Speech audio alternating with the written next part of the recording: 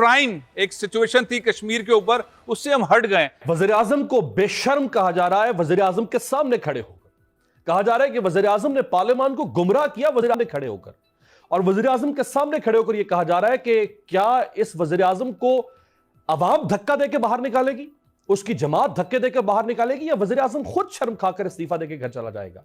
ये तो आपको पता है 73 साल से सिलसिला चल रहा है इस किस्म का जी। और कब तक हम इस किस्म के एक लॉकडाउन पोजीशन में रहेंगे? अगर इनमें कनेक्टिविटी करनी है, इंटीग्रेशन करनी है, ट्रेड करनी है, मुल्क के अवाम को मईशत के थ्रू, कारोबार के थ्रू फायदा पहुंचाना है, तो फिर मेरे ख्याल में कि ये हमको सोचना चाहिए और ये पॉलिसी लिहाज से सही है कि Kashmir will remain central point, we are not giving up Kashmir.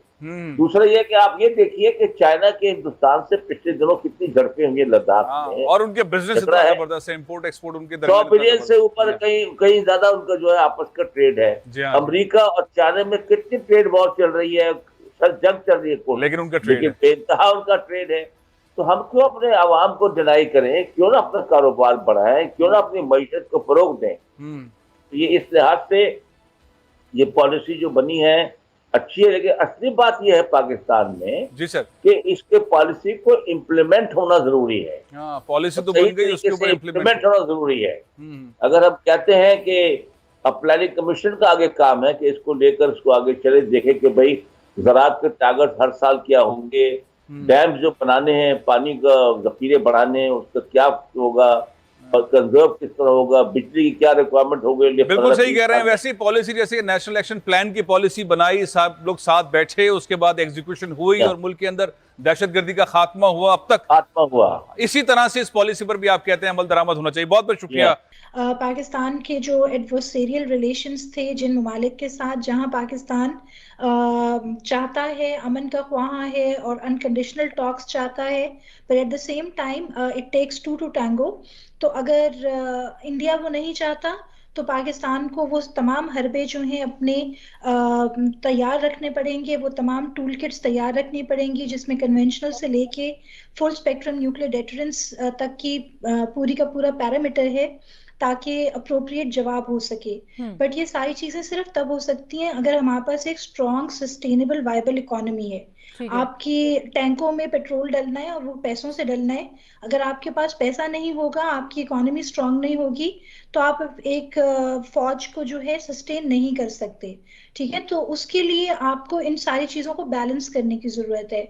तो हम एक बहुत ज्यादा traditionally focused military policy perspective आप कह लें जो अब तक हमारा रहा है, उससे हट के इस दफा स्टेट किया गया है नंबर 1 की एक तो ये कॉम्प्रिहेंसिव पॉलिसी है। जैसे जो इसमें जो रवायती हमारे सिक्योरिटी के चैलेंजेस हैं, ज़ाहिर है उसमें आपका मगरबी बॉर्डर भी है, मशरकी बॉर्डर भी है, तो आप किस तरीके से देखते हैं? हमने एक बार फिर कहा जी कि हम इंडिया के साथ बातचीत के भी, अमन के भी और तजारत का जो हो सकता है फ्यूचर कनेक्टिविटी का इस रीजन में, हम इन सारी चीज़ों के ख्वाहिशमंद हैं, मगर आपको लगता है ये यहीं पे स्टे करने वाला है? देखिए, आप इसको हट नहीं सकते, क्योंकि ये इशू हम जिस कॉन्टेक्स्ट में अगर आप जब भी देखते हैं, बात करते हैं, तो उस कॉन्टेक्स्ट से अगर आप हट जाएंगे तो आपका जो सारा एक आइडियोलॉजिकल मूविंग है आपकी, जो बेसिस है जिसपे आप खड़े हैं, इस पे जो बात कर रहे हैं आपकी, वो धराम से गिर जाएगी।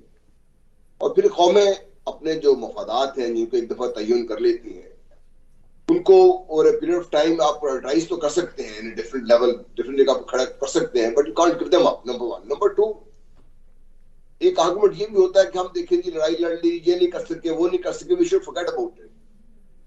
अभी जो आज के दौर में जो कश्मीर की सूरत हाल है, इट्स टाइम सेंसिटिव नाउ। आप इसको बैक बर्नर पे भी नहीं छोड़ सकते, इसको indefinitely you can't allow this to go on forever. वो अलग बात है कि we not been able to do much that is required to be done, और that other than pure military field बहुत सारा ऐसा कुछ है जो हम कर सकते हैं, जो हमें करना चाहिए था। But having said that, that is central to how Pakistan has come to think about itself. उसको चेंज करना is not going to be easy for any leadership, and I don't think so that is required to be changed at this time, particularly after 5 August 2019, and more specifically जब से मोदी साहब आए हैं, इन्होंने जिस तरीके से ब्राह्मण जायनिज्म को लाके मुसल्लत कर दिया है भारत पे, सही है। डॉक्टर सलमा, आप किस तरीके से देखती हैं इसको? क्योंकि हमने ज़ाहिर है जिस जन सब कह रहे हैं कि एक आउटलुक है हमारा, इसको एक डॉक्यूमेंट ऑफ इंटेंट भी कहना चाहिए कि रीजन में हम what do we want to play actually, हम उसमें वो चाहे वो जियो पॉलिटिक्स है, जियो स्ट्रेटेजिक हमारी चीज़ें हैं, बट हम एक बहुत ही पॉजिटिव वाइब दे रहे हैं। यू थिंक कि दुनिया जो है वो अब रियलाइज़ करती है आफ्टर दिस अफगान सिचुएशन कि पाकिस्तान जो है वो बड़ा मस्बत किरदार अदा कर रहा है? देखिए तंजीला, मैं इसमें कोई इतना ऑप्टिमिस्टिक व्यू इसलिए नहीं लूंगी कि दुनिया के मफादात जो हैं वो अपने तरीके से हर चीज़ को देख रहे हैं। पाकिस्तान को पहले भी इस्तेमाल किया गया है, पाकिस्तान को अभी भी इस्तेमाल किया जा रहा है। पाकिस्तान ने दोहा टॉक्स फैसिलिटेट कराई, बट जब अमरीकी फ़ौज के इनखला का टाइम आया, पाकिस्तान को ही मुकम्मल तौर पे इस्तेमाल किया गया।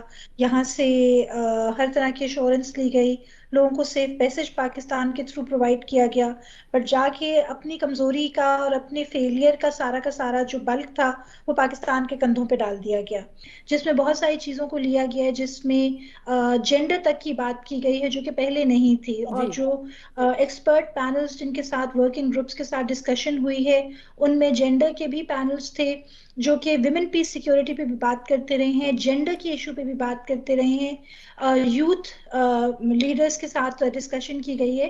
तो ये सारी चीज़ों को इनकॉर्पोरेट किया गया है ताकि एक होलिस्टिक सी एंड फार रीचिंग स्ट्रैटेजी बने। बट आपके जो मेन क्वेश्चन है उसको करते हुए कि इकोनॉमिक्स के ऊपर बहुत ज़्यादा फोकस है, बट वो फोकस जो है बैलेंस्ड है आपकी ट्रेडिशनल सिक्योरिटी नीड्स के साथ। ठीक है डॉक्टर आबिद, अगर एक तो जाहिर है इसकी एक आउटलुक है जिसके ऊपर आप तीनों का ख्याल ये कि ये बड़ी खुशाइंद है और ये एक पॉजिटिव लुकिंग फॉरवर्ड आपको लग रही है पूरी पॉलिसी, लेकिन कहीं हमने इसमें कुछ एम्बिशियस टारगेट्स तो नहीं तय कर लिए? क्योंकि जब आप इकोनॉमिक स्टेबिलिटी की तरफ देखते हैं या इकोनॉमिक डेवलपमेंट की तरफ देखते हैं या ह्यूमन रिसोर्स की डेवलपमेंट की तरफ देखते हैं, इंसानी तरक्की, तो हम बहुत बुरे हालात में जाते हैं। थोड़ा सा हमारे यहाँ बूस्ट आता है एंड ओवर द डेकेड्स यही हम ट्रेंड्स देखते हैं कि थोड़ी सी बेहतर होती हैं चीज़ें मईशत की, और फिर साथ ही ऐसे लगता है कि सब कुछ कोलैप्स होने लगा है। जी देखिए तंजीला, मेरा ख्याल है कि इसमें ओवर एम्बिशियस कुछ नहीं है, क्योंकि ये 2022 से लेकर 2026 तक की पॉलिसी है। इसमें दो तीन चीज़ें अगर इन बिल्ड आप इसका मुताला करें तो नज़र आती हैं। एक तो ये कि इसको हर साल इसका रिव्यू तो इसका मंथली है, लेकिन हर साल इसमें इसको अपडेट किया जा सकेगा। इसमें अगर कोई मिड कोर्स करेक्शन की ज़रूरत है तो वो की जा सकेगी। दूसरा, इसको स्टेबल बनाने के लिए हर आने वाली हुकूमत को ये इस चीज़ का पाबंद बना दिया गया है कि वो चाहें तो आके अपनी प्रायोरिटीज जिस तरीके से चाहें वो चेंज कर लें, ताकि ये एक डंप हो के डॉक्यूमेंट ना रह जाए कि जी पिछली हुकूमतों का था, अगली हुकूमत